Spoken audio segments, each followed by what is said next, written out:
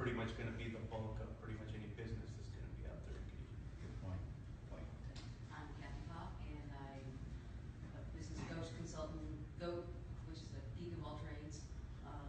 I monetize everything I do, so I do web hosting, web design, and social media. Multi-talented. I do everything.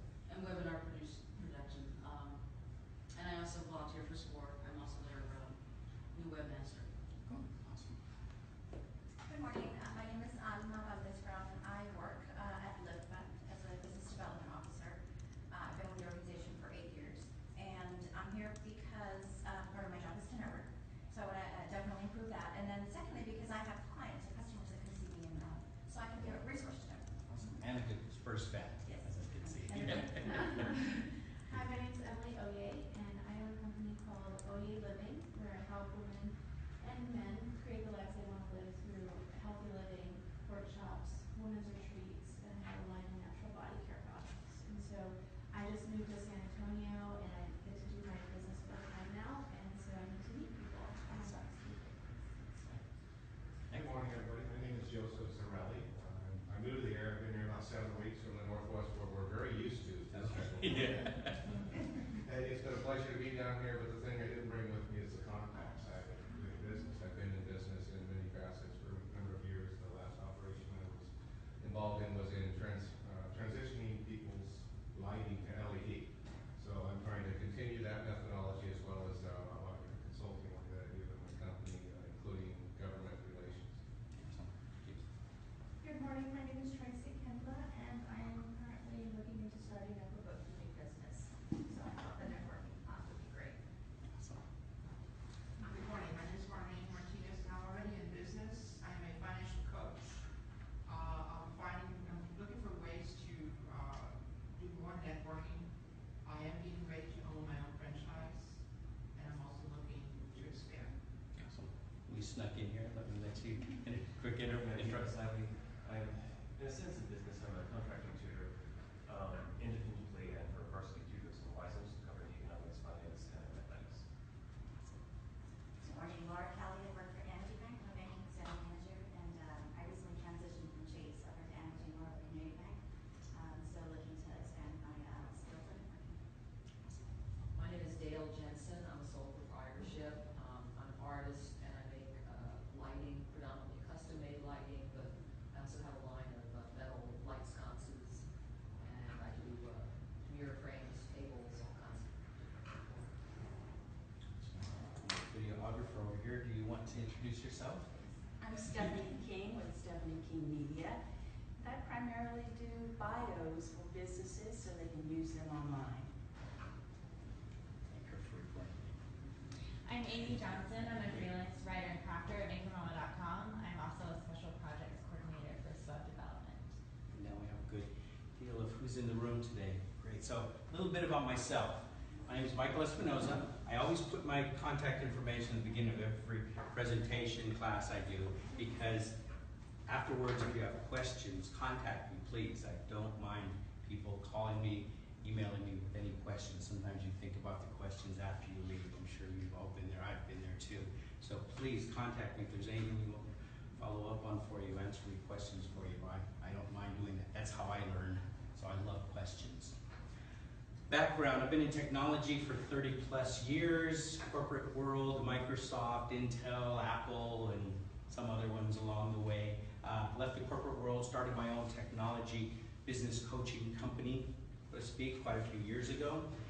And I've got a new venture that we'll talk about today that goes in line with what we're talking about today. And I started it because I've built my business networking and referrals. I've done a lot of advertising over the years. Some of you have. Nothing against advertising, it's great. It should be part of an overall marketing plan, but the bottom line is, in my world, it was networking and referrals. I've still got clients from 10 years ago that I was a referral or a contact I made somewhere, so I strongly believe in what I'm talking about.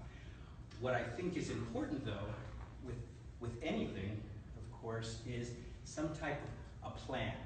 But before we even get into that, let's talk about why we network. And it's strange to go, I know why I network. I want to get more clients. I want to grow my business. But if you really think about it, people network for different reasons. There's a lot of reasons to network. We may not think of networking in terms of finding a mentor, being a mentor. Maybe you've been in the industry for a while. You want to give back. One good way to find somebody to mentor is to network. You want to just help others. You want to find new employees. Network is a great way to find new employees. A partnership, maybe you have a business idea and you know you need, the other half of your business needs to be the financial side, somebody to help you in the financial side or the marketing side, whatever the case may be. You start networking, you can find some good people out there. A good example is right here at Cafe Commerce. Every Wednesday morning, they have 1 million cups. Has anybody come to 1 million cups here yet? I strongly suggest you do. You get 2 pitches from some startup companies for a few minutes. The group audience does a little Q&A, gives some feedback on the pitches. It's a really good event in general, but what it also is a very good networking event. You initially may not think about it, but I've seen some of the best networking going on afterwards. How do you judge a good event if it's a good networking event? You see how many people hang around afterwards, right? You have an event and everybody leaves, not a lot of networking going on there. But I've noticed at 1 million cups, and I'm again, one of many events in town, I know, but I've noticed people hang around for 20, 30, 45 minutes talking. There's been a lot of good, I've met a lot of great people here. So that's an example. Finding suppliers, new market, referrals, all these things I know a lot of you know. But I want you to keep all of that in mind when we talk about networking, because a lot of us have a very focused idea of what networking is, but it's really pretty broad. It's really pretty broad. So, a plan. We need a plan for everything. Again, being a technology guy, it's always about planning. You got to plan for, your computer going down. You got to plan. You got to plan your business. You got to plan. And I'm a big planner. By education, I'm an accounting finance person. So, what I did was, again, networking over the years, but I said, I've got to put a good cohesive plan together. I really do. So, I sat down and said, okay, what we need to do effective networking is a good toolkit. What's our toolkit? What tools do we need to be effective? And a lot of it's technology tools now. So focused on technology now. I need a funnel. Where am I getting the events I go to? Preparation, I have to make sure I prepare well for an event. Scripts, so I know how to introduce myself well. Have I practiced it? Do I have that down? I make a good impression. Networking, the event itself. How do I work the event? How do I show up real early, 10 minutes early? All of those things I know all of us have thought about and done. And then of course, probably the weakest link in the whole thing, and I think a lot of you will agree with me here, because I'm notorious, the follow-up. You make some great contacts, you meet some great people, and then what happens? Life happens, right? And you just forget to follow up. Or, again, it's a plan. How many of you have a real plan? You? So, good. Couple of you. But it's important, especially for those of you starting a business, put this plan, put something on paper, a plan. I'm going to do this on a regular basis. And you will see incredible results. Let's talk about a toolkit. What tools do we need to be an effective networker? Now let's make this interactive. I'm going to tell you the tools I recommend. But if you have some tools you use, please share with all of us. I want this to be a sharing opportunity here. I learn all the time when I do classes, things I haven't thought of. So please. First of all, of course, we all need smartphones and tablets. A few years ago, 2, 3, 4 years ago, people were like, not everybody had. Now, I'm assuming everybody in this room has some type of smart device, correct? No flip phones? They're easy to carry around, they're so little. So, a tablet or a smartphone, that's kind of a given. But maybe a lot of you are note takers, aren't you? You like to write. I have nothing against writing. I don't. But I don't do it. Everything I do is digital. I went completely digital probably 4 or 5 years ago. I don't carry around pencils, paper, nothing. Now, we can argue, is that good or bad? Yes, we can argue it, but the bottom line is, why did I do that? Not because I'm a computer geek and I think everything should be computerized. I did it for selfish reasons, because when I wrote things down, I couldn't find the stuff later on. I was not, and I mean, the companies I worked for were fantastic. We'd go through 2, 3, 4 days worth of training about how to use, day timers and all these very sophisticated time management systems, and I would try them for about a week or two, and then I would remember what page I put my notes on. I'd forget it. It didn't work for me. If it works for you, awesome. But I strongly suggest you try as hard as possible to make it all digital, for the sole reason of it's easy to find information. We have so much information we're gathering on a constant basis now compared to 10 years ago, 5 years ago. We've got to be able to find that information quickly and effectively, efficiently. Don't you agree? Because, I mean, that's half of it. Is like, where was that number? What did that person do? It's just, then you spend all the time trying to find it and you get frustrated and angry. Maybe, I've seen very well organized people on paper, and that's great, but you always have that search capability. And that's what, those of you who remember Palm Pilots? You guys remember Palm Pilots? That's what turned me. That's it. Once I put it in my Palm Pilot, I could find it anytime I wanted to. Business cards, a given. There's an argument business cards are going the way of, dinosaurs. I honestly didn't have any business cards for probably till about a year ago. I just went completely digital. Everything I did was digital. But some of the areas I'm getting into now, I kept getting requests for them, so I gave in and did that paper. But nothing wrong with that. That's just an observation I wanted to give you. You can do it without business cards. I don't recommend it. I don't, for most people. But I didn't carry around business cards because I wanted to practice what I preached. I preached all digital, then I should be all digital. How about e-cards? Yeah, it's a good solution. That's mainly what I did. And it sounds funny, but simple name tag. A name tag. See, like the Lyft Fund, you've got a Lyft Fund name tag. This way you're always ready. Sometimes they have the hello, so I am. Sometimes they don't. You're always ready. People always know who you are. Little things like this. Again, have it part of your plan. It's a checklist. When I go to an event, boom, boom, boom. Before I go, you have it in your phone, you have it in your tablet. This is my checklist before I go to an event. Basics, but sometimes we just haven't stopped to put it down in a list. Now let's talk about scanners. What do I mean by scanners? I'm talking about scanners we can use for business cards. All of us in here, I'm sure, at one point in time, has had a drawer or a desk full of business cards. I didn't bring my stack of business cards, but sometimes I'll just pull out, stack it up, throw it on the table, and everyone knows exactly what I'm talking about. They've been there.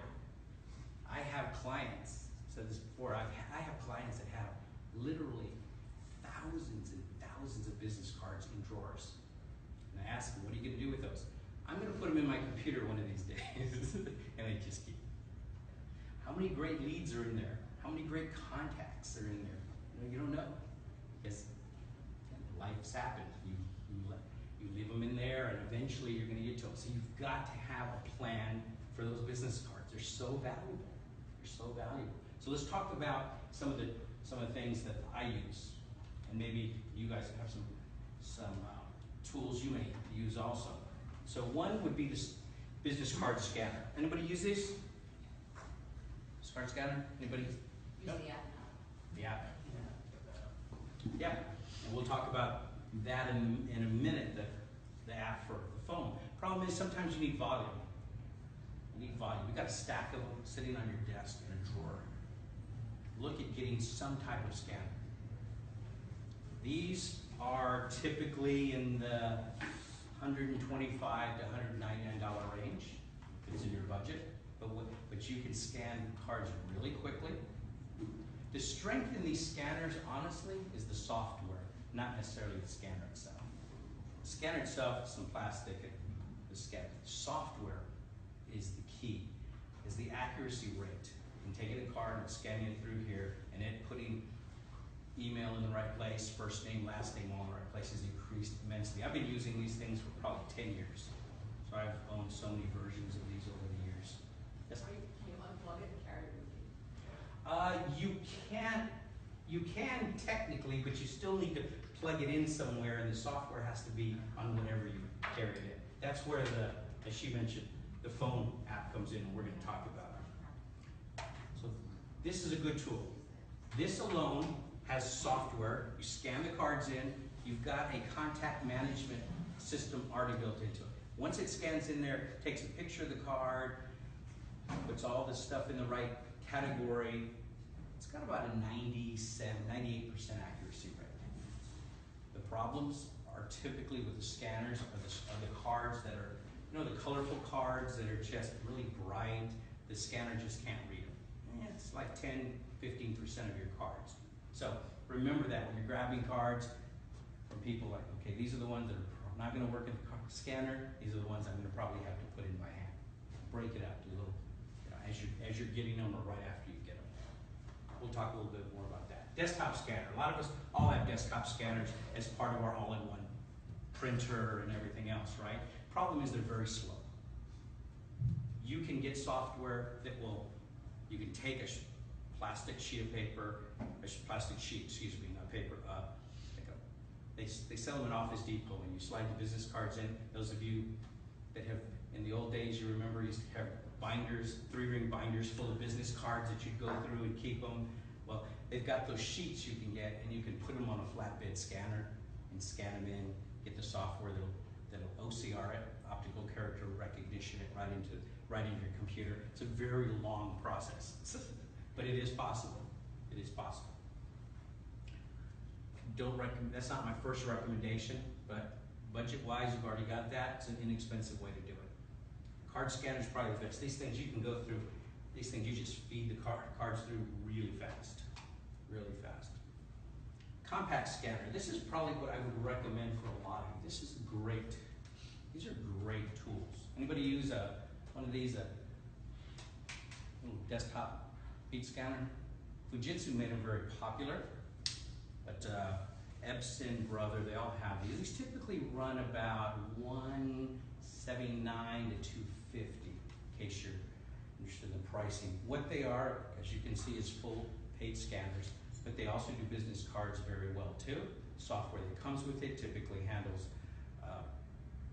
regular document, PDFs, all of this stuff. This one is also, this is a wireless one, so I can have it in an office, and I got multiple printers connect to it. I can feed something in there and send it. Either computer can take the data. So these are and they're fast. The key is they're fast. A lot of us don't scan things in, do things because it's slow.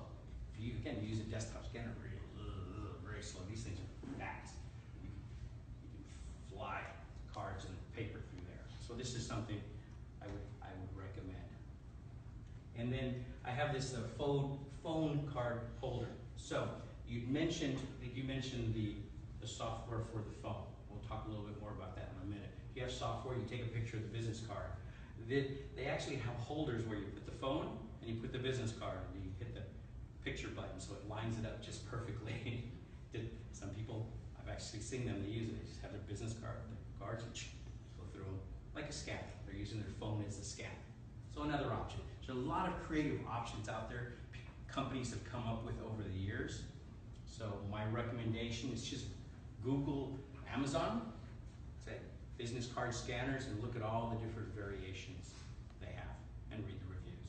But get something, because that's the start of organizing the business cards. It really is. And once you start getting into a habit of that, maybe it's not every day, maybe it's once a week on Sundays, you sit down and feed them through, it will increase your contact list a lot and help you manage it a lot. The other thing I do with these scanners too is like this one right here.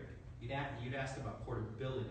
Well, this in essence is pretty portable. So I've got a little laptop here I bought online, a little refurbished laptop here for probably $175. And then I buy this scanner on eBay for 75 bucks. So maybe $250 investment. Most of you have old computers at the house anyway. Most of us can find an older computer. Get that?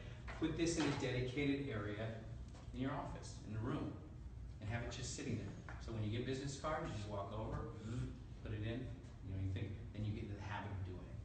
It's a matter of getting into the habit of doing it. That's the key. Does that card scanner, does it integrate with your contacts? Sure. I know some of them do, some of them don't. Yeah, what it does is it has its own software. You scan it in, does its thing, and then you've got the contacts in there. You can use the software, find anything you want, or you can just export it and sync it to Outlook, Google, cloud services, all kinds of things. So once you get it in there, you can do whatever you want to with it.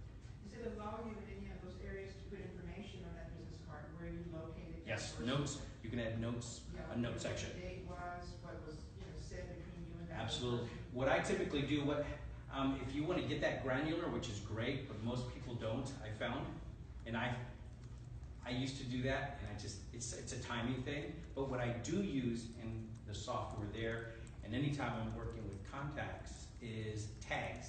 You tag the contact. In other words, where did this contact come from? Lift fund presentation. So you can make tags in the software. So when they're scanned in, I scan in 50 cards from today, let's say. Then I can pick all 50, tag them as lift fund presentation. Boom, done. So anytime I want to find, remember John at the lift fund. So I just type in lift fund, pulls them up. Then I've got a picture of the beauty is you got a picture of the business card. And again, I'm a visual person.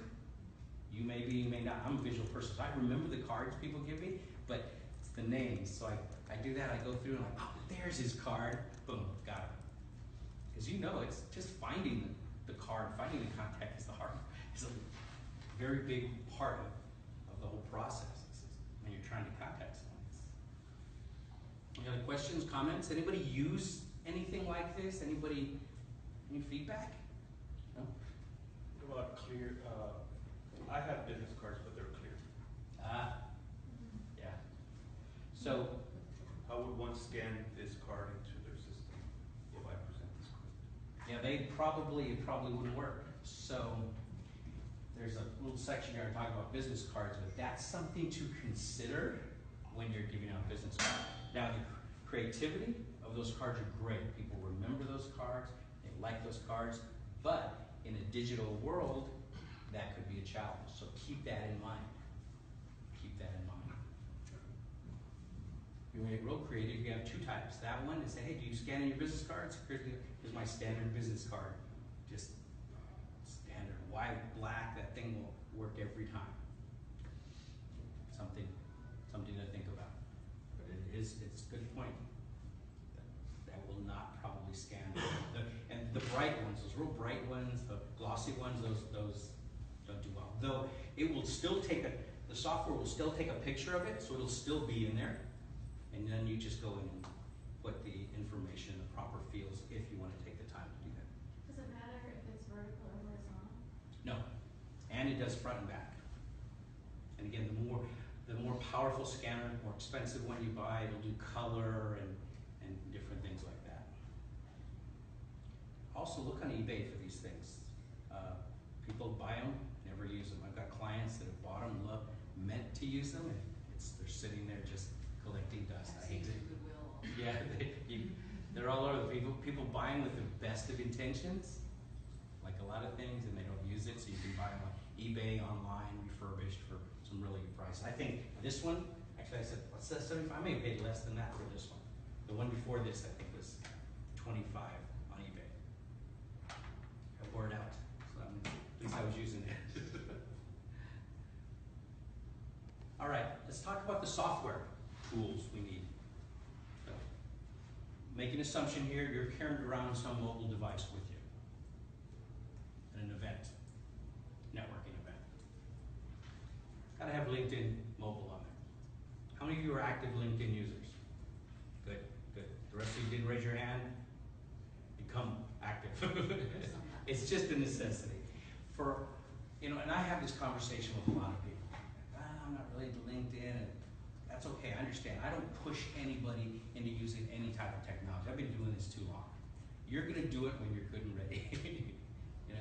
And there's usually some event that causes you to do it. So I wait patiently and watch people over the years adapt technology as they need it.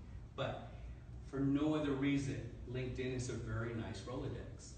You think about it, it's a very powerful Rolodex. You start, everyone you connect with and meet, if you connect with them on LinkedIn, you have their contact information, their history, all the information about them, much more than you do on a simple little business card. So think about that. Just the Rolodex aspect of it alone. LinkedIn groups, those are groups that LinkedIn members join. It's important to have, there's an actual app for that too. Twitter, any Twitter people out there? Few, less, usually less than that. I know you have your reasons for not tweeting, that's fine, but when I refer to LinkedIn, Twitter, and Facebook, I'm referring to them as tools to help you in the networking process. Not how much you tweet and all that. I'm looking at them as tools to find out information about people, and that's crucial, to find out information. In many cases, we know the people that are going to be at events now before we even go. We at least know the speakers, we know information about them, so we can use these tools to help us with more information about it. I'm sure most of you have been to a meetup or been on Meetup, right? Meetup.com, very popular site. It lists the people that people say, I'm going. You can use Twitter or LinkedIn to look at these people, see what type of people are going. Give you more, the more information you have, the more successful networker you're gonna be. That's the bottom line. That's the bottom line. We don't have to just randomly show up to events and hopefully hope they're good. We can do the research ahead of time to make the time valuable for us. Facebook, same idea. Find them on Facebook, find out about them, find out what groups they're in, speakers, things like that. So for instance, today, you've said, Michael Espinoza, look me up, and look me up on LinkedIn, find my background. Do I want to hear this guy speak or not? Or find my Facebook page, see what I tweet about. What am I tweeting about? You may not want to tweet, but you find out what I'm tweeting about, what information I'm trying to disseminate out to the public, so that helps you make a decision. Do I want to take my 2.5 hours of time to go to an event of his? And that's what it all gets down to, is time. We only have so much time to devote to networking, to running our business, personal lives. So we want to make the best use of our time. So when you pick a networking event to go to, and it's typically, you're going to use up 2 to 3 hours of your time, it better be good. You don't want to waste that time, right? So we use these tools to help us. The other thing is you use these tools also live at the event. Talk a little bit more about that. Evernote. Evernote's a note-taking program I recommend to everybody. Everybody has a method of note-taking. See some of you taking notes now. That's fine. But get something on your digital device to take notes, so you can refer them back later, find stuff, like I said earlier. And Evernote is probably one of the top note-taking programs. There's a free version of it. Should do just fine for most of you, unless you become power Evernote users. There's a whole religion, for lack of a better word, maybe, around Evernote, and it's a powerful program. I use it. I couldn't live without Evernote anymore. So we don't have time to go into the details of it, but look at it or find something similar. OneNote from Microsoft. There's other note-taking apps out there. Anybody Evernote user out there? Are you? Okay, good. Okay, so the test is pretty good. Marker and snapshot of the page. And that's all they do. They focus on note-taking, so they keep making it better and better and better. Intro about me. Anybody use the website About Me? About.me? So it's simple. It's a simple site. It's in essence a one-page website about yourself. So people, so you can use it as a tool. Hey, go to Michael Espinoza site, and here's a little information about me. You put as much or as little information about yourself as you want. It's another way to get your information out there in a networking environment. You can help other people find out about you. But the app intro, there's an actual app intro that they have for your mobile device that you can send all that information to somebody. You tap on it, get their number, email, boom, it sends all the about me information you have on the site. Again, free site. It's in essence a digital business card, but even more. Excuse me. Your contact record.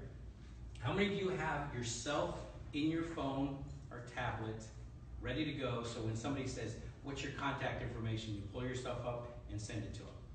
1, 2, 3, okay, good, fair amount of it. The rest of you, do that. All you simply do is go to your phone or tablet, put yourself as a contact, relevant information you want other people to have about you. So when they say, instead of, you can do the business card, no problem there, but say, hey, give me your phone number right now, or your email, and send it as a V card, as a digital card, and let them get it. Why? Because they're much more likely, they're gonna add that your information, excuse me, to their contact list. With the business card, again, put yourself in their place. Okay, I get so many business cards, they're gonna put it in their drawer, and they may forget about it too. This way, digitally, they got it, it's easy for them to go add, and you're in their Rolodex. So keep that in mind. If there's an important contact you've made, say, let me send you my information digitally. The phone card scanner, along the lines of the scanners we were talking about, that's just a simple app for your tablet or your phone that'll scan your business cards. You use it. Anybody else use a business card scanner on the phone? No?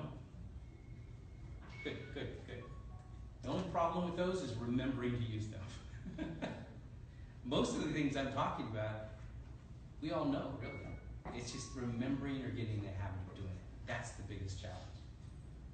I recommend all of you get an app for your phone that'll scan your business cards. There's a bunch of them out there. I mean, there's probably 100 of them out there. Ask a friend for recommendation. I use business card,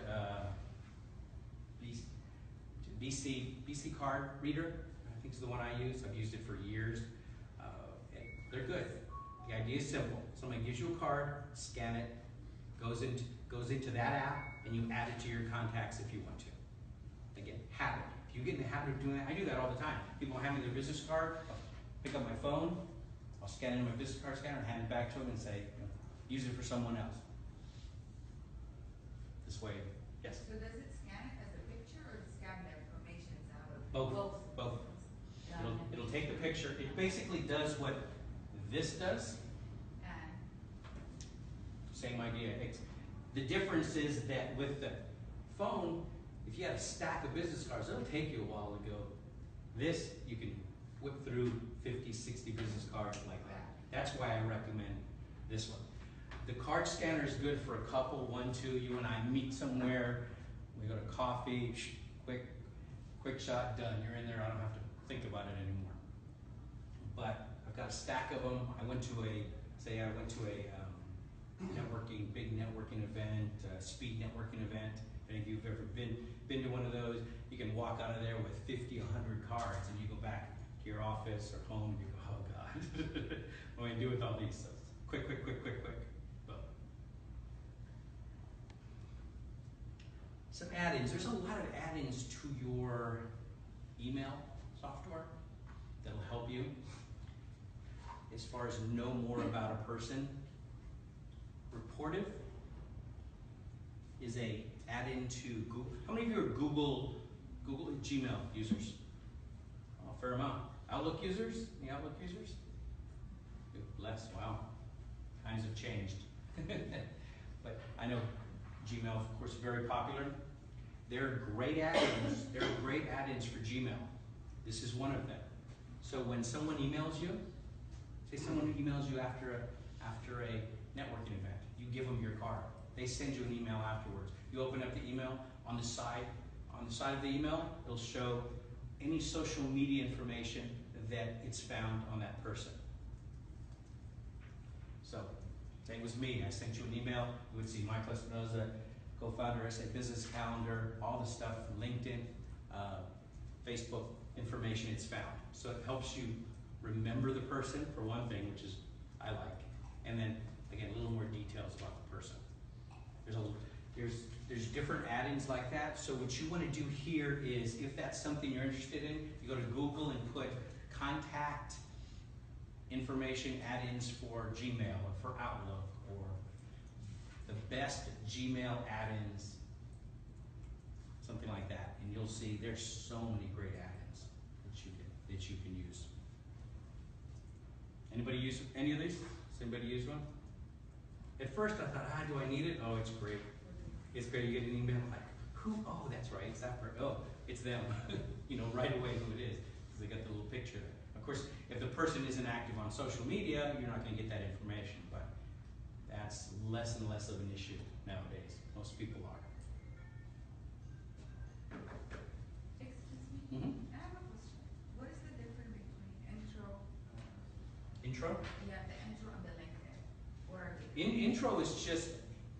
Intro is an app that was created from the website about.com.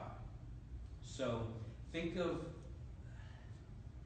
I'm not going to say about.com is a LinkedIn, but it's just a dedicated page with your information on it. So you can give it to, you can tell somebody, go here, go to my website, and here's my picture, my whatever. I can customize any way I want to. Where LinkedIn, you follow a structure, very structure on LinkedIn.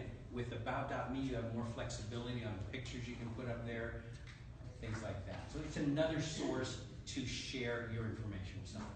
It's been around for a while. It's fairly popular. There's a lot of people that are active on it. So you can easily, and it's also a networking tool because you can look at other people on there. There's many other sites like this. I just picked about.me and Intro because it had an app and it's been around for a long time. There's a lot of companies that have come and gone, to be honest, that inspired to do the exact same thing. Thank you. A couple other things you may want to know about. Shoebox is one of fair amount of companies that will basically take your documents, specifically here, I'm referring to your business cards, scan them in for you, send you a file back that has all the contact information. I don't want to mess with it. I don't want to mess with the card scanner. I don't want to do anything. At the end of the month, I'm going to take my cards, throw them in this bag, mail it off, and they send me an email with all the contacts already put in for me. And they charge by volume, depending on the volume. There were more of them. This one's been around for a while. It has some pretty good reviews. You can always get a virtual assistant to do it for you, too. Those prices on virtual assistants have gone down quite a bit, as low as maybe $48 an hour. I mean, I like the idea of virtual assistants. You made your choice. Just want you to know it's an option to think about when you're looking at a large amount of data like that, like business card input. Because I'm referring to people that have a lot of cards they've acquired over the last year or so. You know, I gotta sit down and gotta conquer this stack. Once you've done that, then ongoing, it'll make it a lot easier for you. SWOT Creator, that's just an app. There's an app. Those of you familiar with SWOT, you just break down strengths, weaknesses of a particular event. So if I go to an event, I can say, well, good things, bad things about it, and you have some records, so next time an event comes around there, or the same event, you go, was that a good one? Because I forget. If you go to a lot of networking events, you start getting pretty active. They start melding together. Wait, that was the one that was it. Was that a good one, or was that honestly? So you have to take good notes. Have some way to capture the details of the event so you can go back and decide, do I want to go again? Can you use that for other types of events? Let's say I do workshops and classes and sell my product at different events. Can you use that for all different types? Yeah. Or just, okay. Yeah, reversal. I like it because it's simply, say, XYZ Networking Tuesday. That's good. There were a lot of people that show up, but they're mainly service companies. That doesn't fit my target market, so I probably won't. Maybe I'll try them again in 6 months and see if that changes. That thing. It's the idea of more detailed notes. Really, what it is. You know, you can do this in your notes if you like. There's just a couple of really good apps in the App Store I found that you can do. You can create some good swap. Postcards. Sending people postcards after events. It's pretty effective. You know, we've got email, we think all digital all the time, but sending postcards, there's quite a few companies out there that will send handwritten postcards, whatever you want to people. Hey, it was great to meet you. Can we have lunch sometime? That kind of thing. And you'll make an impression. Think about it today. If you went to your mailbox and looked at, you had a postcard, it was a handwritten postcard from someone, you would read the postcard, right? You just, it's like, this is different. This is unique. It's like a handwritten letter. Like if you have somebody handwrites the address on a letter, you're like, wow. It's so unique nowadays. So unique. So it's an extra tool, something to find some company online has good reviews that you like, that you may want to use with those people that really made an impression on you, or you really want to follow up more after networking. So your event funnel. How are we doing on time? Nice. All right. 10:15, Michael. I'm sorry? It's 10:15. Thank you. Appreciate it. Wow. Makes the room go low. Getting your funnel. I mean, there's, let's see, a typical month in San Antonio, business-related events, there's easily 500, maybe 700 events. It's a lot of events. Yeah. Yep. I think during startup week a few months ago, there was just in 1 week alone, I think there was 250, 300 events in a week. It was just, it's unbelievable when you think about the opportunities that you have to go to these events. There's so many opportunities, different events. So that's why I list up here, there's all these places you can find events. There's 100+ calendars you can, I think about last count, maybe 150, 160 calendars you can check around all these organizations that have events that you can attend. Here, of course, they've got great events here, great events here. How much time do you guys spend looking for events? It's time consuming, I know. What I found in my research in SA Business Calendar, which I'm going to talk about in a second, is that most people find out about events from other people. Friend tells them, sends them social media, hey, check this out, whatever. But the challenge I think we have with that is we have a group of people that we associate with, our business group. They have a tendency to like and know about the same kind of events we like, right? So what does that do? That keeps us in a kind of a bubble.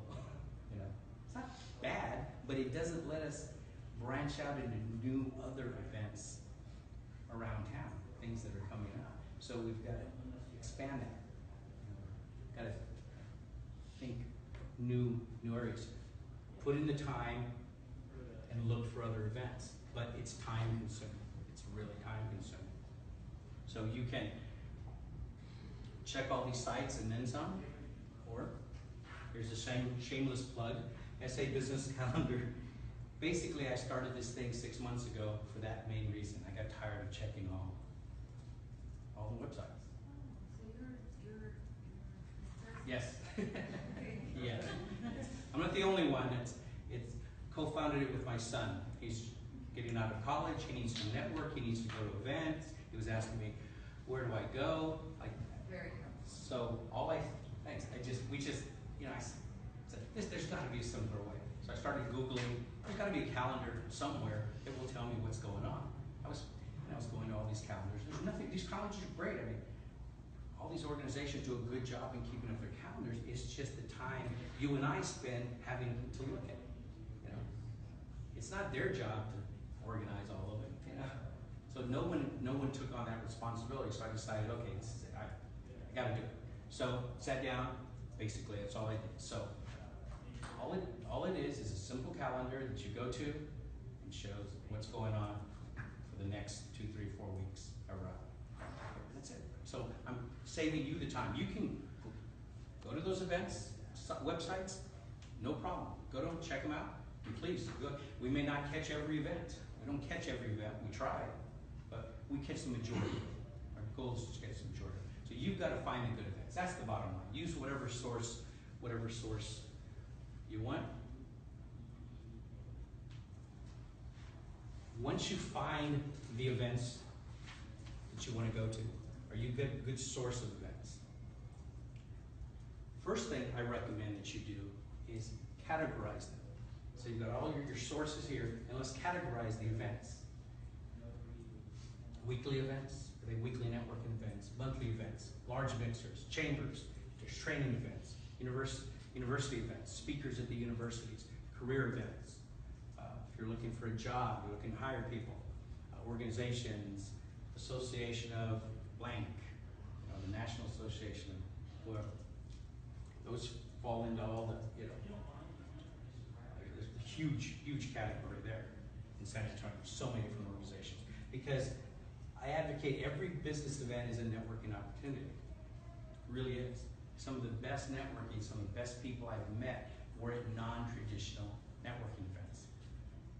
You think of networking events, the first thing that pops up is that weekly lunch that we sit around, everyone introduces themselves and goes around the table, which is fine. Those serve a purpose. But really events like this, afterwards, the people you meet afterwards, tend to be some of the best contacts that you make. So keep an open mind about all these different events. Organize them, put them in categories. Say these, in the next 2 weeks, these events are happening. They fall into this category, this category, this category, this category. Why? Because to get a good plan and be a successful networker, you're going to have certain goals. You need to have some organization here. So what I'm going to do, I'll give you an example. Let's say I'm new to networking. I'm going to attend a weekly networking lunch, breakfast, dinner, whatever the case may be. I'm going to pick one. I'm going to pick a monthly event that happens. A mixer, large mixer. Usually once a quarter, an organization will do a large mixer with 200, 300, 400 people. So pick one of those to do. Pick a chamber, multiple chambers, and pick a few events there. So pick events from your categories. They don't have to be these categories. These are just suggestions. These are suggestions. This way you can track your success rate with these events. That's one of the biggest challenges. You gotta find out, am I successful going to weekly events? No. Monthly events, yes, those are what work for me. Chamber events, yes, no. This chamber's events work great. This one, no, they're not my clientele. I'm not bashing any of these events at all. I'm just saying you want to find the event that works for your particular market, what you're trying to accomplish. And this is where the time comes in here.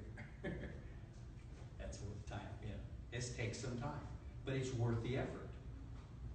Because if you think about it, if you attend, let's say you make a goal of attending two business events a week.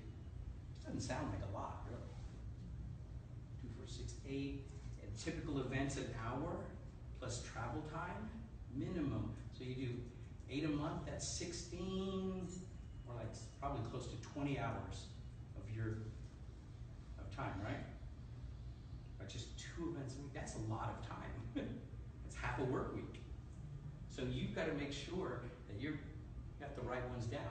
Now you're going to, honestly, probably waste a lot of time initially doing this, finding the right ones. The more research you do, the less time consuming this will be. But after doing this, say for 3 months, have a plan. 3 months, I'm going to do this, this, this. At the end of that 3 months, you look at your notes, you reevaluate, and you go, you know what? I'm going to continue. This worked, this worked, this worked. That's what I'm going to focus on. My 2 events a week, my 1 event a week, that's what I'm going to do for the next quarter, 3 months. And measure that. Did I get leads in those 3 months? Did I not get leads? And then you do this process over and over again. It's an ongoing process. I wish I could say, yeah, just do it one time and it's done, but no. Events pop up all the time, but you'll find a pattern. You'll find a pattern. And I speak from experience. I speak from experience, because when I started the calendar, that's exactly what I did. I started going to everything, making notes about them, so that I would know which would be best for, because, you know, honestly, I want to grow the calendar, get more people to the calendar. So that's my goal, is to get more people to go to my calendar and use my technology services. So I had to find the right events for that, that purpose. Does that make sense? Yes. Make sense? It's just a little work on your side. But, so really when you think about it, you need to find events, put them in categories, pick the events, attend them, and then find out what your focus events are. That's basically it. It's an ongoing process. I'm so analytical, right? Because we really don't think about networking that way. We think about, hey, that event sounds good, that event sounds good, right? I'll just go there. You randomly go. And I was guilty too. And we're like, oh, that sounds good. Well, that sounds good. You just go, and sometimes they're good, sometimes bad. Oh, I just wasted 3 hours. I could have been working on this, or I could have been working on this. Sometimes they're great, but it's just, as small business owners, your time is so valuable. You just can't be doing that. And there's so many ways to help you not have to waste the time.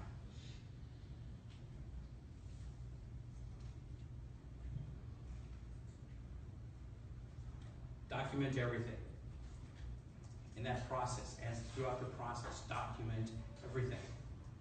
So in Evernote, you can, Evernote, again, I sound like I'm selling Evernote. I don't mean to do that. It's just, it's again, one of the products that solves this problem.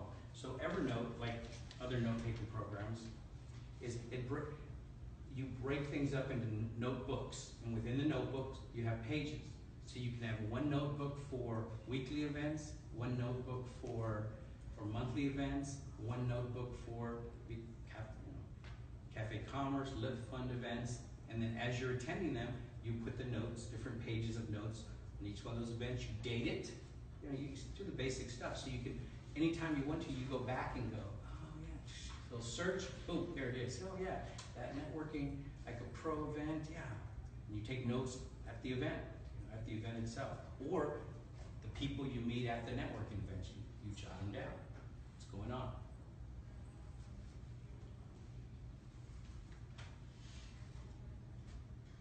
Prepare. So we've got our list now, going through our checklist here. We know all these sources to get events, or the one source to get events, and we've got all those down. We know the events. We know the events we want to target now. We've decided, okay, over the next quarter, I'm going to go to this weekly event, this monthly event, this, then. I mean, and events will pop up, of course, that you want to attend throughout that, but at least you have some type of list now to work with. But before I even go to those events, and this is just finding the events on calendars and things like that, before I even go, let me do some research and let me set some goals for these events. I'm going to go to a mega networking event next Thursday, let's say. What's my goal for that event? Every goal, and you use Evernote, you use your note-taking program, and in there you have, these are my goals for every event. Or these are my goals for the weekly event, these are my goals for the monthly event. You have goals for each type of event. Break it up into 2 or 3 different events. And networking events and maybe training events, things like that. How many cards do I want to give out? Maybe that's a goal. I'm not saying use my goals here, just as guidelines, ideas here. Maybe set the amount of cards I'm going to give out at that event. Who do I want to meet at that event? If I go and find out, this is the speaker, these are 2 guest speakers, these people said they were going to the event, I want to meet this person, this person, this person. How many leads do I want to get?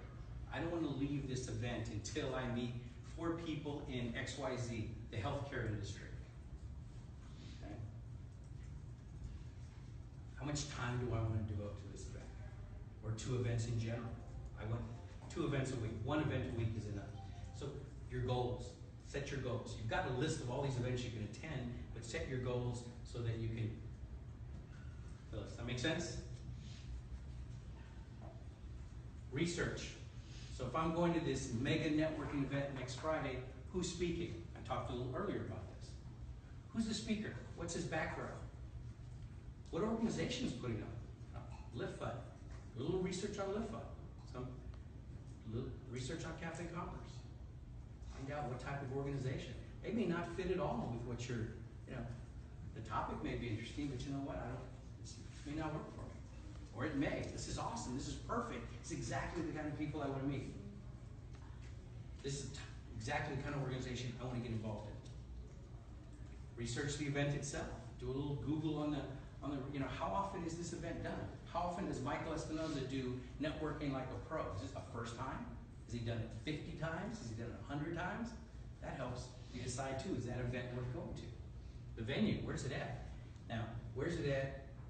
This is important because what happens inevitably is we go to an event, networking event, whatever, after work. Let's say we work on north side of San Antonio and the event is downtown. Okay, where do I park? Where's the building? Because we're inevitably, I'm going to leave early, I'm going to get there on time. No, it doesn't happen that way. You're always in a rush, right? You're always in a rush. So do the research ahead of time. I'm going to park across the street here. It's going to cost me this much. That kind of thing. Do I have them? Do I have cash?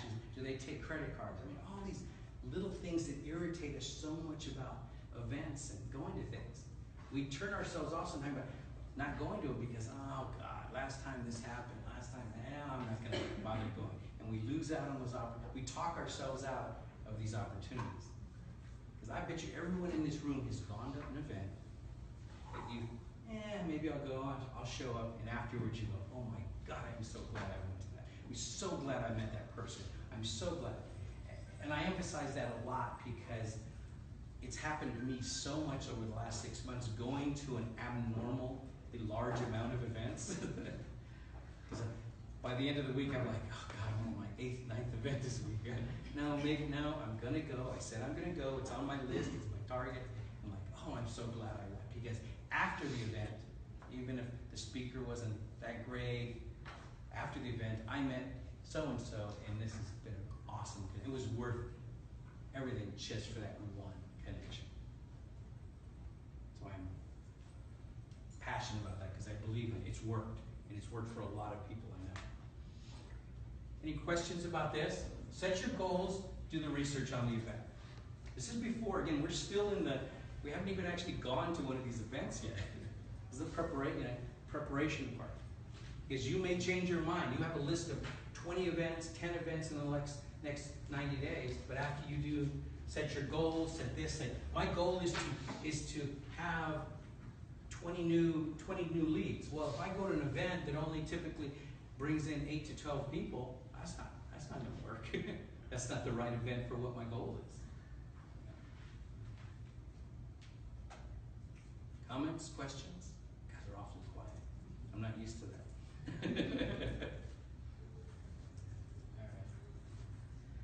All right. Scripts. I'm going to hand this out here. I'll do a much longer session on scripts, but this is kind of a condensed version. And I'm sure some of you say, oh, I've already got my script down. You're right, you may have it. But honestly, majority of people don't have a good standard introduction. Down pat. So, I'm going to line my hands out. 1, 2,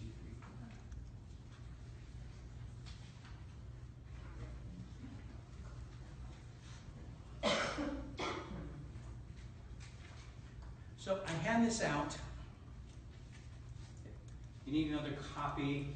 I'm putting up some of this networking material that I talked about on the website. I'll show you before we leave. If you go to sabusinesscalendar.com, the top right-hand corner says Tools.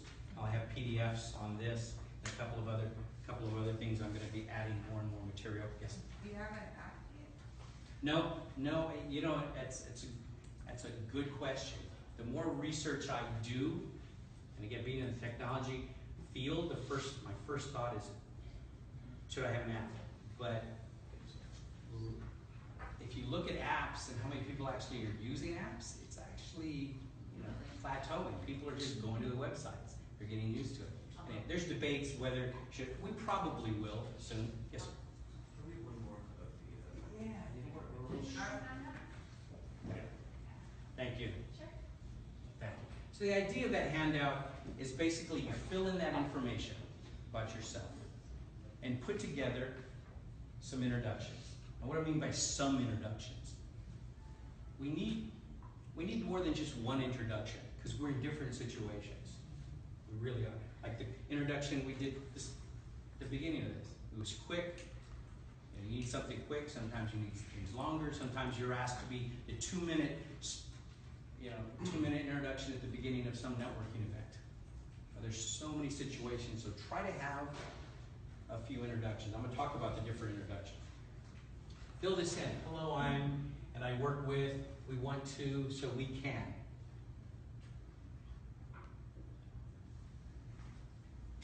Fill that in, and we can build these kind of scripts out of that. At least it's a starting point. If you go online and Google, there's so many tools out there on helping you do this. This definitely isn't the only one, but I wanted to at least hand it out to get you started with this. So we want a business and a social introduction, 10, 15 seconds. Almost like we did, again, like we did today. Business versus social. Sometimes you're in a social situation and they come up to you, what do you do? Well, you don't want to say, well, I'm no, it's just, you want to convey what you do, but in a more casual, light atmosphere. You want a longer script, 1 or 2 minutes, where you have to stand in front of a group and talk about yourself for a minute. Typically a minute to 2 minutes.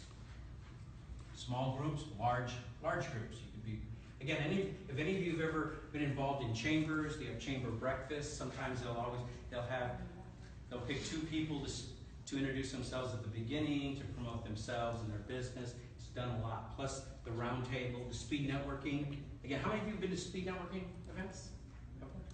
I strongly recommend them. Do you? Is it 6? Yeah, it's very enjoyable. Okay, they're pretty good, right? They're pretty good. So the idea is, it's based on kind of the speed dating idea.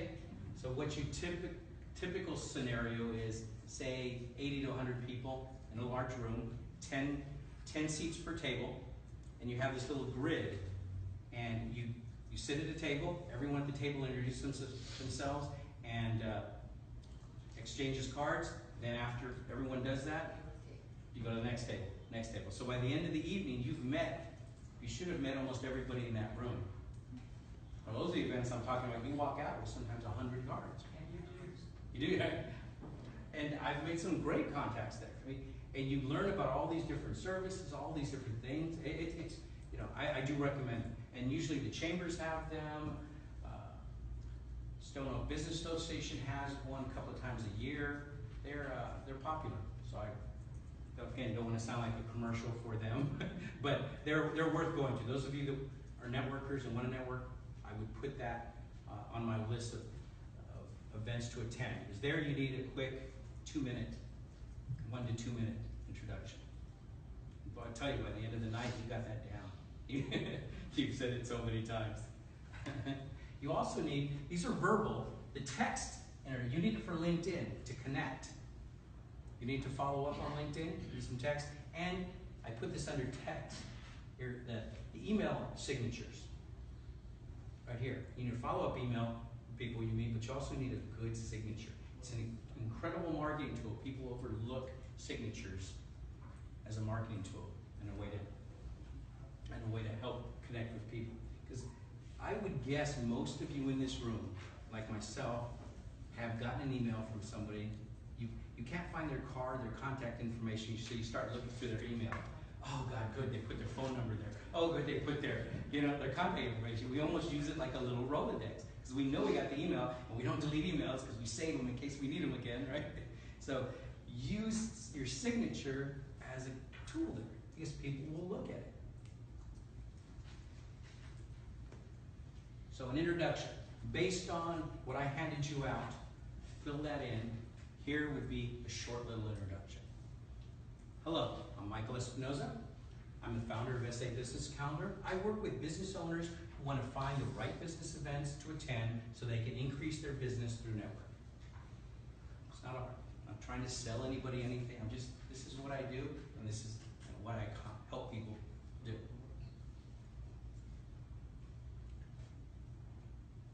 Put together something like this. Again, using that, go to the internet, whatever, and practice it. And this way you have that good, solid introduction. What if you have a broad range of things that you Yeah. do? How do you pick a focus? Yes, I get that question a lot. Well, what you have to do then is be some very general, again, very general introduction, and then right away you've got to ask the person some questions about themselves so that maybe you can, in essence, subtly reintroduce yourself.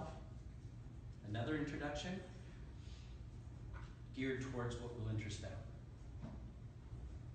That's really the only, there's no other way to do it because you have no idea. You know, if you're the first one to talk. Now, if you want, you can try to get them to introduce themselves first. Then after they introduce it, then you have 2 or 3 versions of this.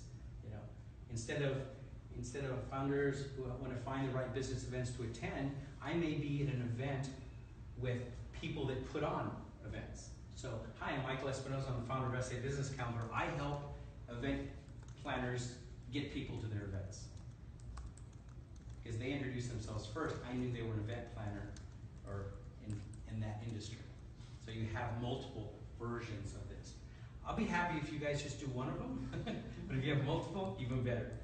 Because getting people to do this can be a challenge sometimes. Because you got to sit down and write it out. And because most of the time, I hate to say it, we talk too much. And I like to do experiments in some of the sessions I do. I just say, okay, let's go around and introduce ourselves. And do a little timer. And some people will take three, because you feel uncomfortable. You don't know what to say, so what do? You keep talking. It's a natural thing. It's a natural thing. You keep talking instead of being concise, to the point.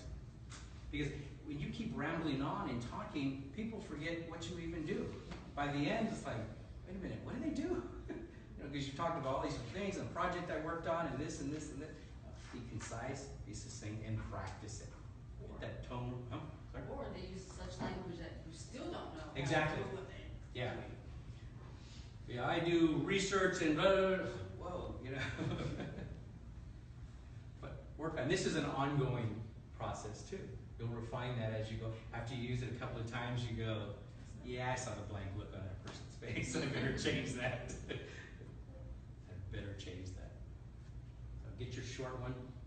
And then even shorten that up for social situations. Hi, I'm Michael. I run a community events calendar that lists all the business events in San Antonio.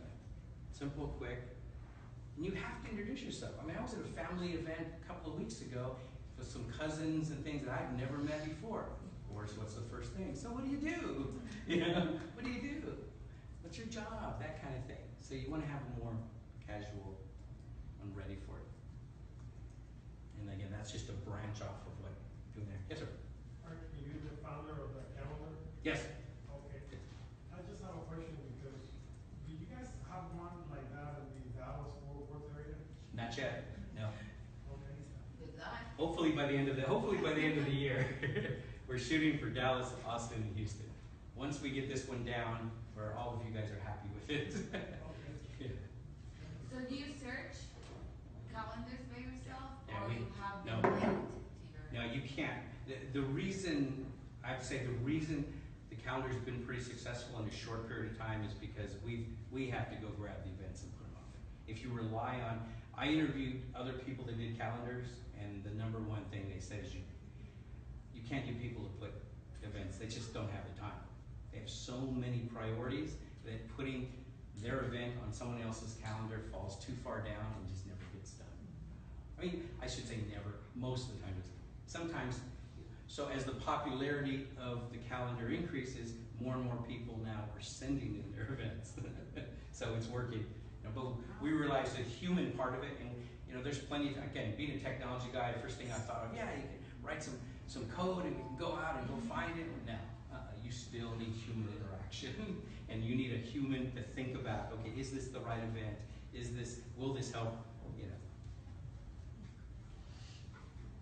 interesting learning experience in the whole process, I could say.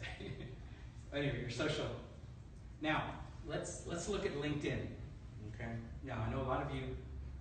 Sounds like a lot of you are active in LinkedIn.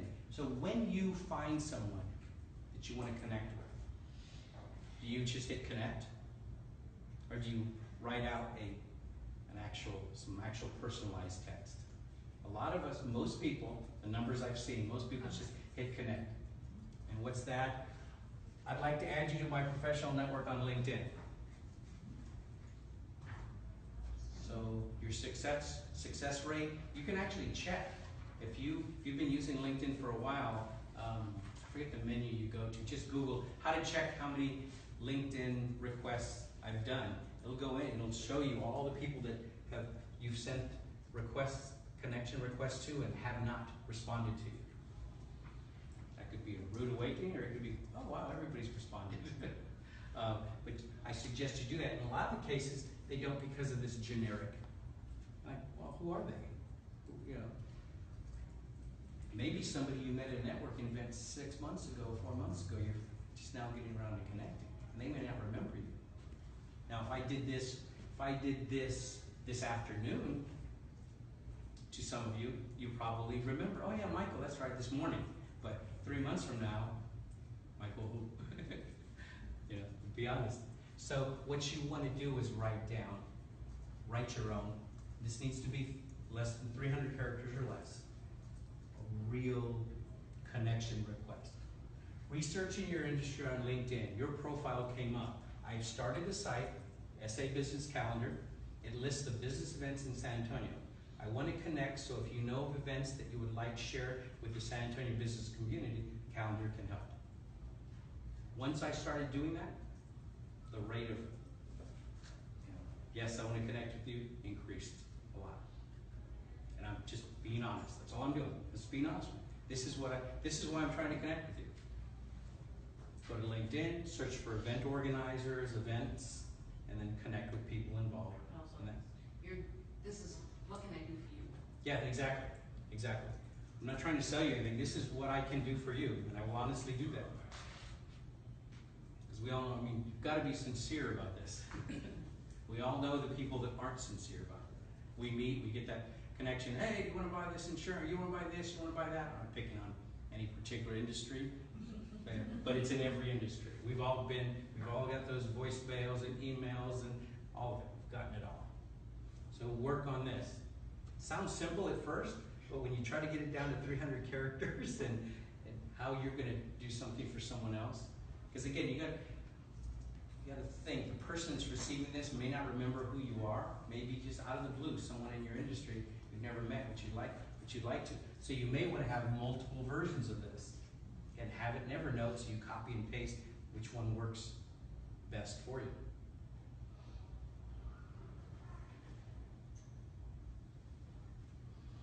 Then, once you connect with a person, you should send them a follow-up email. Once you connect, you can send them an email. So have a good email ready for them to follow up on. Hi Mark, thank you for accepting my connection request. I saw that you work as an event planner. I'm reaching out to you to see if you have events that you'd like to expose to thousands of business professionals. We have a free calendar that aggregates all the business events. Please check out the event planner. He does events. Mark's gonna read that, right? It would be like somebody sending me someone that I connected with. Hey, we put on regular business events, Michael. Gonna get my attention in a second because that's what I'm interested in. It's helping me. Work on that. Yes? So just to kind of get this correctly, this is after they respond to you, right? Yes, correct. So they've said, yes, I want to connect with this person, and don't let it end there. See, that's the key. Some people let it end right there, and that's it. So then it becomes a Rolodex, which is okay, but you're not taking full advantage of the tool. You might as well take full advantage of it. And some of you say, I'm not a writer, I'm not good at doing this stuff. I think it's up on the site now. If not, yes, I think there's a PDF up there that gives examples of this kind of the last one and this one. I'm putting it up with PDFs that you can look at to help you with this process. If it's not up there, email me and say, Mike, you said it was up there, send it to me now. So when you're sending these, the invitation to connect Connect, and mhm. sending the personalized message, are you doing it from your phone or from a Either. tablet? You can do it from either or. Because I just tried to connect with you and I wasn't able to send you a message because I wanted to say, hey, it worked. Oh, from your phone? It just sent it immediately without letting me send a message. Yeah, I don't know. App sometimes. You know what? Send me an email on that. Let me research that and exactly the steps to do it, and I'll send it out to you. So it's basically, basically modifying your profile to where it's gonna trigger those things that she's claiming. It's not about. You mean? I'm not following. Yeah, because you're saying, when you connect, you have to have it's best if you have this customized remark. Yes. While you're connecting. Now, this is something that you can put in your, your settings. You really can't. You've got to put that in every time because this is the default. The other one was the default. That always pops up. Yeah. Now you may. Anybody ever tried to change that default message? I have. That's a good question. Yeah, that's my You may be able to do that. But again, you're probably still back in that situation where everyone you connect with, you don't want to use the exact same one. It could be a paid service. And they Could, true. And then she's claiming that, this dialogue that is happening as you connect and you reply, you do a follow-up reply for thanking them, it could be part of a paid service. Or it could be part of the paid. Part of the Premier, part of one of their other services. Yeah, I'll do a little research on that. What I actually do is on my machine, I've got one of those auto text things. So I have different things and I just click. Number one is this, number two is this, and it automatically inserts the text in there. In Windows, Mac, no matter which one you have. And actually, you have it on the phones too. So yeah, make sure you send me an email. Maybe that was the email. Was it the email? No. Okay. She's good. See, she's good. That's the way to do it. Right away. Right away. Okay. Also, have some emails ready for after the event. After you've met someone at an event. Sorry, how are we doing on time? We're at 10:50. We got about 10 minutes. Okay. Okay. So, have one for after the event. After you've met them the next day. And again, we've all gotten those canned. Hey, it was nice meeting you. Would you like to have coffee? Like, no. What do? We ignore them. I mean, unless we personally remember them and all, but most of the time, if the person really wants to connect with us, they're going to send us a personal email. Mike, it was good talking to you about the calendar, blah, blah, blah. So have a framework, but change it up every time you do that. Because the other person, always put yourself in the other person's place when you're sending that stuff out. And then, that's just no. I have to honestly, sincerely do that. But here's an example. These are on the website too, under tools. I'm going to put more. I have more of these examples up there. Just again, as guidelines. Okay. And last one. Set email signature.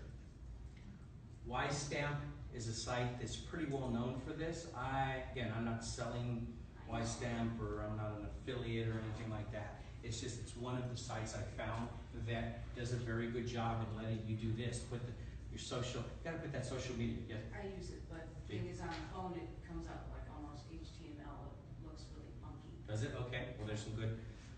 I've only really looked at it on the desktop. So that's a good point. So what you want to do is find a way to have a better signature. That's all. That's all I'll say. Again, I go into longer detail in some of my other sessions on this. And if you want links to examples and things like that, send me an email. I'll send you some different links because you can just put all this in your regular signature. Yes. Okay. The concern we just covered was the difference between how these may look via phone or desktop. Mm-hmm. Oh, just make sure. Yep. She's saying that she's had some issues with it on her phone. So there's ways you can put all of this information, just put text, LinkedIn Connect, You just want to give people as much information as possible down there to remember you, to connect with you, because we all forget. We all forget. The event itself, really, you're at the event, you've got your phone, you've got your LinkedIn, you've got the tools there ready to get all the information you need at the event. When you're meeting somebody, find out about the person you just met or you're gonna meet. Be prepared, that's the key. All the things we talked about before. Travel lightly, kind of a given. I've seen people go to networking events with briefcases, all this stuff. You don't look very comfortable. And they don't look very approachable, thank you. Perfect word, yes, approachable. Okay. So you, of course, you want to first get there, you want to walk the room, and then one theory is start with the food. I don't mean eat, I mean stand by the food, because everyone's going to go through and get food. So you're in the perfect position to meet people there by the food. Maybe just have a drink and introduce yourself to people there as they're going through the line. It's one approach. One approach. Go through, when you're going through the room, scan name tags. Look at the company names. Who do I want to meet? Again, you've got your phone, you've got your Evernote, you've got your note program. Like, I want to meet this person, this person, this person. It's part of our goals. You set a goal for that event. For this event, I want to meet these people. Approach the VIPs. Anybody who's involved in it, go introduce yourself. People forget to introduce themselves to the people having the event. Sometimes they're the best connections. I've been to events where I'm in the audience, I'm a technology person, I'm at a technology event. I want to go introduce myself after the event, and they go, oh, you know what? I've got some clients right now that would be perfect. And then give me a referral right there. I know, it wasn't my goal, but you talk to them for a few minutes, boom, there's some leads. Now, target solos or duos? There's a different approach here. Do you approach people that are by themselves or in groups to start talking and networking? Different theories here. The solo person, easier to talk to. You can control the situation. Two people talking together, you may want to approach them. At first you go, no, they're already talking, but sometimes one of those people may want to get out of the conversation. Or they ran out of things to talk about. We've all been in that situation. We don't know somebody well, so you start talking to them a little bit and then like, okay, what else do we talk about? Someone else approaches too, like, oh, breath of fresh air, bring something else in the conversation, that kind of thing. So, make your intros, just naturally go around, take your notes, exchange your cards, do all that good stuff. Get introductions, ask people to introduce you to. Here's the list of the people I want to meet before I leave today. Find out the people they're talking to and ask, maybe you know somebody who knows, can you introduce us? It's important. It's important. You've got to get those introductions. And of course, give introductions. You know somebody that might want to meet somebody else, you do the introductions too. You be that person. Sometimes we're in the mindset, maybe not you guys, they're like, okay, how am I going to meet her? Remember, I'm going to help some people too here. And what goes around comes around. Wrap up your meeting after you meet your goals. What do I mean by that? Well, what happens, again, personal experience, is you get to an event, you're tired, it's a long day. You went to the event, you drag yourself there. And you're almost trying to talk yourself into leaving early. You know what, I want to get home. Okay, I'll go around a little bit, but you're not really into it. If you set a goal for that event, I'm not leaving this event until I meet 5 people, till I introduce myself to 10 people, whatever the goal is. Then leave the event. That's important. It sounds maybe a little silly, but it's important because once you get going to that goal, all of a sudden you wake up and you get into that event. If you're hacking that event when you first get there, like, oh yeah, how you doing? You know what? You look at your wife, I'm gonna get out of here. It's easy to talk yourself out of walking out of an event. To be honest, it is, especially after a long day or a huge event and you don't know anybody initially. Do you go with another person or do you go solo? That's always a question. If you go with someone else, you have a tendency to be with them. I suggest if you go with someone else, both of you set goals, make it a competition. How many people are you going to meet? How many people are you going to meet? How many cards are you going to get? And then at the end of the event, just to make it fun, At the end of the event, oh, I gave away this many cards, you gave away that many cards. So you won't stick together. You have a goal. What not to do. Okay? Don't stay with your friends. Don't try to meet everybody, especially those big events. Don't stay with those salespeople. All of you know that. Get out of there. Don't be a stalker. Don't interrupt people. So many people interrupt people at networking events. They're talking, you just walk in, just start talking. You know. Don't be intimidated. It's kind of obvious. Don't be a card spammer. You give your card out to everybody. You know, because then you know what's going to happen to that card. Don't talk too much. Don't say pick your brain. Idiosyncrasy. And don't hound the speaker. A lot of people just hound that speaker. Other people want to talk to him. We've got to wrap this up. Let me jump to the follow-up. We'll wrap up with the follow-up here. What you want to do is kind of two sections of your follow-up. You want to prep for the action, what you're going to do for the follow-up. You want to review the cards. Get those cards, break them up into stacks, categorize them. These are the ones that can scan. These are the ones, these are no good. However you want to organize them. Throw out the bad ones, organize them. Input the cards. Scanner, whatever. Get someone to do it. Google the people, the important ones. Part of your categorization is these are, I really like this person. I really want to get to know this. That's a stack. You Google that person. You Facebook. You do everything to find out about them. And of course, review your notes the next day. Like, oh, that's right. Oh, that's right. Yeah. But you triggers your memory as you're going through your notes and the business card. Then email the host, email the sponsor. Hey, it's a good event. Thank you. Make contact. Make them remember who you are. Because again, they may refer people to you. I've gotten many referrals that way. I really like this in your event. This really helped me. No, thanks, it's a good event. No, I really like this part of your event.